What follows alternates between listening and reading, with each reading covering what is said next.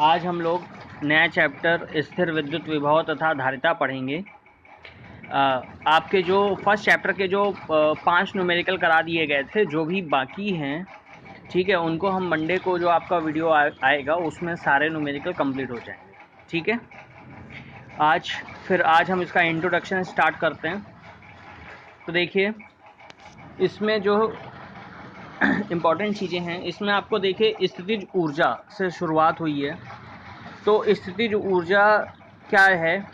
तो स्थितिज ऊर्जा की परिभाषा इसमें देखिए ये लिखी हुई है, जब कोई बाह्य बल किसी वस्तु को एक बिंदु से दूसरे बिंदु तक किसी अन्य बल जैसे कि स्प्रिंग बल तथा गुरुत्व बल आदि के विरुद्ध ले जाता है, तो उस बाह्य बल द्वारा किया गया कार्य उस वस्तु में स्थितिज ऊर्जा के रूप में संचित हो जाता है।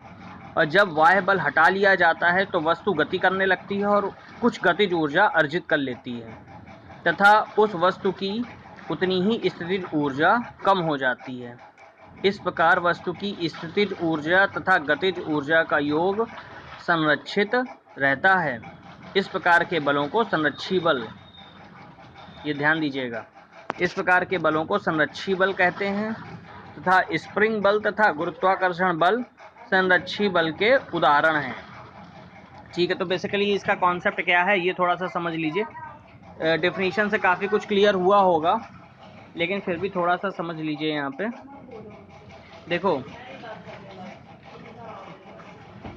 देखिए, जैसे कि कोई मेज है, ठीक है, जैसे कि मान लीजिए कोई मेज है, इस मेज में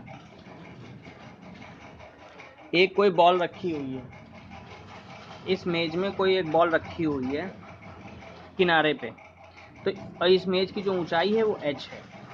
ठीक है, तो ये जो बॉल है, इस बॉल में अभी क्या कौन सी या गेंद है, इस गेंद में कौन सी ऊर्जा होगी? तो आप कहेंगे स्थितिज ऊर्जा होगी, mgh। ठीक है, इसमें कौन सी ऊर्जा है? mgh। और ये लेकिन आई कहाँ से? अगर ये सपोज ये यहाँ ज़मीन में पड़ी है, तो इस ज़मीन से इसको उठा के हम यहाँ तक ले गए, ठीक है, ये अपने आप तो यहाँ जाएगी नहीं। क्यों? क्योंकि नीचे की तरफ इसमें कौन सा बल लग रहा है? गुरुत्व बल लग रहा है। ठीक है, नीचे की तरफ इसमें गुरुत्व बल लग रहा है, जो कि इस गेंद को क्या कर रहा है? नीचे की ओर खींच रहा है। तो लेकिन जब इस बल के विरुद्ध हम इसको यहाँ पे उठा के एक ऊंचाई तक, h ऊंचाई तक लेके जा रहे हैं, तो इसमें कौन सी ऊर्जा आ गई? स्थितिज ऊर्जा आ गई। यही कौन सी ऊर्जा आ गई? स्थितिज ऊर्जा आ गई। और स्थितिज ऊर्जा आई कैसे? क्योंकि हमने इसको उठा करके इस गुरुत्व बल के विरुद्ध ऊपर मेज के ऊपर रखा है। ठीक है, अब इसमें स्थितिज ऊर्जा आ गई। और अगर इस स्थितिज, ये जो ऊर्जा है, अब अगर हम इसको हल्का सा नीचे की तरफ पुश कर दें या धक्का दें इसको, तो ये नीचे गिरेगी, तो इसमें एक गतिज ऊर्जा आ जाएगी, 12 mv²। ठीक है, तो इसमें क्या हो जाएगा? इसमें एक गतिज ऊर्जा आ जाएगी, यानी कि जो स्थितिज ऊर्जा थी वो गतिज ऊर्जा में परिवर्तित हो गई। ठीक है, और ये आपको हम प्रूफ पहले ही करा चुके 11th क्लास में कि जब कोई वस्तु ऊपर से नीचे गिरती है तो उसमें यांत्रिक ऊर्जा जो है संरक्षित रहती है, अर्थात गतिज ऊर्जा प्लस स्थितिज ऊर्जा का योग जो है वो नियत रहता है। ठीक है, ये चीज़ क्लियर हो गई। अब एक स्प्रिंग का एग्जाम्पल लेते हैं। ठीक है, स्प्रिंग का एग्जाम्पल लेते हैं। तो स्प्रिंग में आप देखिए, जैसे कि ये स्प्रिंग है, ठीक है, ये स्प्रिंग, अभी स्प्रिंग अपनी जो है नेचुरल अवस्था में, अपनी जो है नॉर्मल अवस्था में, हमने क्या किया? हमने इस पर एक बाह्य बल लगाया। हमने क्या किया? इस पर एक बाह्य बल लगाया, और बाह्य बल लगा के इसको जो है कंप्रेस किया या संपीड़ित किया, तो ये कुछ ऐसी हो जाएगी। ठीक है, कंप्रेस कर दिया हमने इसको। ये जो बाह्य बल जो हमने लगाया है वो इस स्प्रिंग बल के विरुद्ध लगा है। ठीक है, क्योंकि हमको कुछ ना कुछ कार्य करना पड़ेगा, और ये कार्य जो है ये इस स्प्रिंग में स्थितिज ऊर्जा के रूप में संचित हो गया। अब यदि हम ये जो बल जो हमने अभी लगा रखा है, इस बल को अगर हम हटा दें, तो ये क्या होगा? ये जो स्प्रिंग है ये फिर से अपनी पुरानी अवस्था में आ जाएगी। ठीक है, ये फिर से अपनी पुरानी अवस्था में आ जाएगी। इसका क्या मतलब है, तो इसका क्या मतलब है कि अब जो है, अब स्प्रिंग के पास जो स्थितिज ऊर्जा है, क्योंकि जो भी हमने कार्य किया था इसको कंप्रेस करने में या इसको संपीड़ित करने में, वो कार्य इसमें स्थितिज ऊर्जा के रूप में संचित हो गया। और जब आपने ये बाह्य बल हटा लिया तो ये जो स्थितिज ऊर्जा है वो गतिज ऊर्जा में बदल गई। ठीक है, तो इस तरीके ये क्या है, इसमें संरक्षण हो रहा है, गतिज ऊर्जा और स्थितिज ऊर्जा का संरक्षण हो रहा है। अतः इस प्रकार के बलों को संरक्षी बल कहते हैं। ठीक है, तो स्प्रिंग बल तथा गुरुत्वाकर्षण बल संरक्षी बल के उदाहरण हैं। यहाँ तक आपको चीज़ें क्लियर हो गई। ठीक, क्योंकि एग्जाम में सपोज जो 1 नंबर में परिभाषा आ जाएगी, तो 1 नंबर में परिभाषा में आपसे ये पूछा जाएगा संरक्षी बल किसे कहते हैं,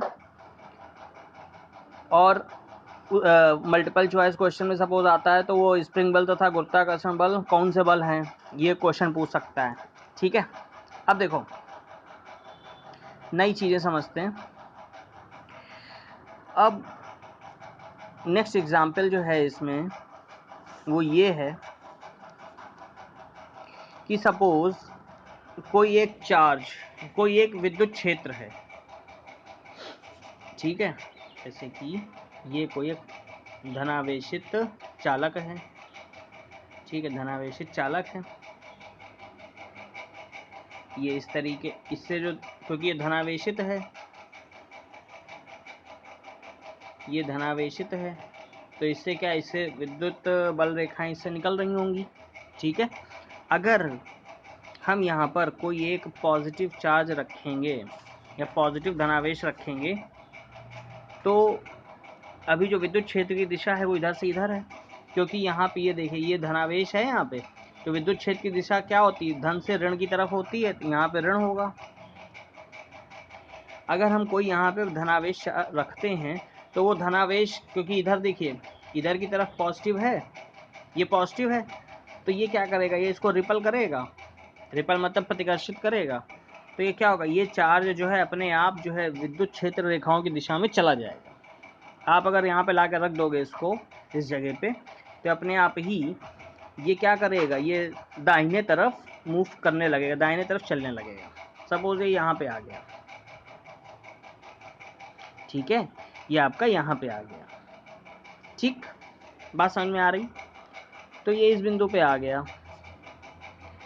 अब जो है ये बिंदु मान लो आपका R है, ये यहाँ पे आ गया। यहाँ तक बात समझ में आ रही है आपको, ये यहाँ तक आ गया, अपने आप आएगा।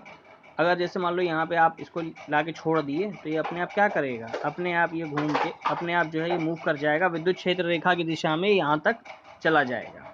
ठीक, अब आप क्या करोगे, अब आप जो है अब आपको क्या करना है, अब आपने ये किया कि इस बल के विरुद्ध, इस बल के आपने इधर से फोर्स लगाया F एक्सटर्नल, इसमें अभी जो बल लग रहा था वो Fe लग रहा था। Fe का मतलब विद्युत बल लग रहा था। कौन सा बल लग रहा था, विद्युत बल लग रहा था। अभी इसमें जो बल लग रहा था वो Fe यानी कि विद्युत बल के प्रभाव से ये जो है अपना ये इस तरफ चला गया था। ठीक है, अब आपने क्या किया, इसमें एक बाह्य बल लगाया F एक्सटर्नल। बाह्य बल आप क्यों लगाओगे, आपको इसको क्या करना है, आपको इसको इस विद्युत बल के विरुद्ध कार्य करना है, क्योंकि विद्युत बल की डायरेक्शन इधर है दाहिने तरफ, आप इसको जो है अब कहाँ लेके जा रहे हो, बाईं तरफ। तो आपको इस विद्युत बल के विरुद्ध कार्य करना पड़ेगा। तो ये जो विद्युत बल के विरुद्ध आप जो कार्य कर रहे हो, ये कार्य यहाँ पर स्थितिज ऊर्जा के रूप में संचित हो जाएगा। ये कार्य यहाँ पर स्थितिज ऊर्जा के रूप में संचित हो जाएगा। ठीक है, मतलब आपने यहाँ से यहाँ इसको चलाया तो ये कार्य क्या हुआ, यहाँ से यहाँ पे आने में, जब आप R से P पे लाने में, ठीक है, आप R बिंदु से P बिंदु तक ले आए इसको, तो यहाँ से यहाँ तक लाने में क्या हुआ, ये जो आवेश है या कोई भी पार्टिकल हो उस पर यह कार्य स्थितिज ऊर्जा के रूप में संचित हो जाएगा। ठीक है, अब इसमें जो क्या हुआ, वो ये किया हुआ कार्य है ये बराबर किसके हो गया, स्थितिज ऊर्जा के। ठीक है, और अगर आप इसको छोड़ोगे मान लो आपने यहाँ पे इसको आप ले आए, आपने यहाँ पे इसको ले आए बाह्य बल लगा करके, और आपने अगर इसको छोड़ दिया तो क्या होगा, ये फिर से यहीं भागेगा। यानी कि ये जो इसमें जो कार्य था वो कार्य फिर से किसमें, स्थिर ऊर्जा के रूप में जो कार्य था वो फिर से किसमें कन्वर्ट हो जाएगा, गतिज ऊर्जा में बदल जाएगा। ठीक है, हमारे सामने ये चीज़ें आपको क्लियर हो गई होंगी। ठीक, अब देखो, ये देखो, अब क्या करना है, और जो बल का फार्मूला होता है, मतलब जो कार्य का फार्मूला होता है वो W बराबर क्या होता है, W बराबर होता है F डॉट डी आर। ठीक है, अगर छोटे छोटे कई सारे हों, छोटे छोटे आपने उसको डी आर में बांट रखा है, तो ये लिमिट आपको लगानी पड़ेगी। जैसे आर बिंदु से आप पी बिंदु तक ला रहे हो, आर बिंदु से पी बिंदु तक ला रहे हो, ठीक है, तो आर से पी तक इंटीग्रल की लिमिट लगा दोगे आर से पी, और यहाँ एफ डॉट जी आर। ठीक है, ये बात क्लियर हो गई आपकी, कोई डाउट है? अच्छा, एक चीज़ और, क्योंकि आप इसमें जो है ये कार्य जो है प्रतिकर्षी बल के विरुद्ध कर रहे हो, तो इसलिए यहाँ पे निगेटिव साइन लगा दिया जाता है। ठीक है, क्योंकि आप विरोध में कर रहे हो। ठीक, और ये जो कार्य है, यही कार्य आपका संचित होगा स्थितिज ऊर्जा के रूप में, तो ये हो जाएगा UP minus U R, UP minus U R. ठीक है, ये बराबर हो जाएगा W R P. W R P, W R P का मतलब आर से पी बिंदु तक लाने में, आर से पी बिंदु तक लाने में किया गया कार्य बराबर होगा स्थितिज ऊर्जा में अंतर के बराबर के। ठीक है, बात समझ में आ गई? पी बिंदु पे स्थितिज ऊर्जा माइनस आर बिंदु पे स्थितिज ऊर्जा, ये बराबर होगा किसी भी आवेश को आर से पी बिंदु तक लाने में किए गए कार्य के। ठीक है, क्लियर? तो यही सब इसमें चीज़ें लिखी हुई हैं।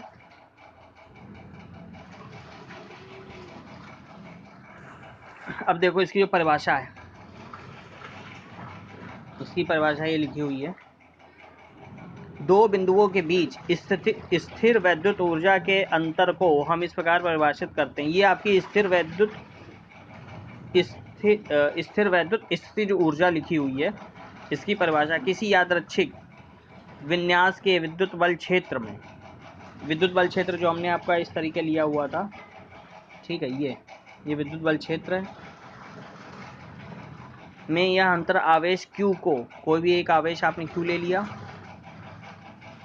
को एक बिंदु से दूसरे बिंदु तक, सपोज ये R है तो ये P है, एक बिंदु से दूसरे बिंदु तक बिना त्वरित किए ले जाने के लिए आवश्यक बाह्य बल द्वारा किए गए न्यूनतम कार्य के बराबर होता है।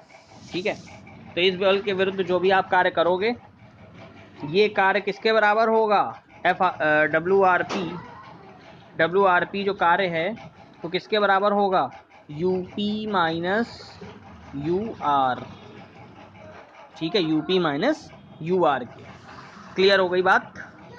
अब इसमें दो चीज़ें देखो, दो चीज़ें महत्वपूर्ण हैं कि दायां पक्ष केवल आवेश की आरंभिक तथा अंतिम स्थितियों पर निर्भर करता है। ठीक है, आरंभिक और अंतिम स्थितियों पर निर्भर करता है। इसका अर्थ यह है कि किसी स्थिर विद्युत क्षेत्र द्वारा किसी आवेश को एक बिंदु से दूसरे बिंदु तक ले जाने में किया गया कार्य केवल आरंभिक तथा अंतिम स्थितियों बिंदुओं पर निर्भर करता है, उस पथ पर निर्भर नहीं करता जिससे होकर यह आवेश एक बिंदु से दूसरे बिंदु तक जाता है, या किसी संरक्षी बल का मूल अभिलक्षण है। ठीक है, यह किसी संरक्षी बल का मूल अभिलक्षण है। स्थितिज ऊर्जा की धारणा अर्थपूर्ण नहीं रहेगी यदि किया गया कार्य पथ पर निर्भर हो जाएगा। ठीक है, तो मतलब ये है कि जो स्थितिज ऊर्जा है उसका ये जो किया गया कार्य है, ये स्थितिज ऊर्जा की आरंभिक तथा अंतिम बिंदुओं पर उनकी स्थितियों पर निर्भर करता है। कैसे? डब्ल्यू आर पी बराबर U P minus U R. चित्र इसका यही है, ये प्लस है, ये है, पहले ये आर बिंदु पे था, अब ये पी बिंदु पे है। मतलब किस पाथ से आप इसको यहाँ से यहाँ तक लेके आओ, इससे कोई मतलब नहीं, ठीक है। प्रारंभिक बिंदु आर था, अंतिम बिंदु पी है, तो डब्ल्यू आर पी बराबर हो जाएगा U P minus U R. U का मतलब है स्थितिज ऊर्जा पी बिंदु पर, यू आर का मतलब है स्थितिज ऊर्जा आर बिंदु पे। इन दोनों के अंतर के ही बराबर है, मतलब कि आरंभिक और अंतिम स्थितियों पर ही निर्भर कर रहा है, वो उस पथ पे निर्भर नहीं कर रहा है, ठीक है। यही लाइन आपको लिखनी है। Okay, thank you.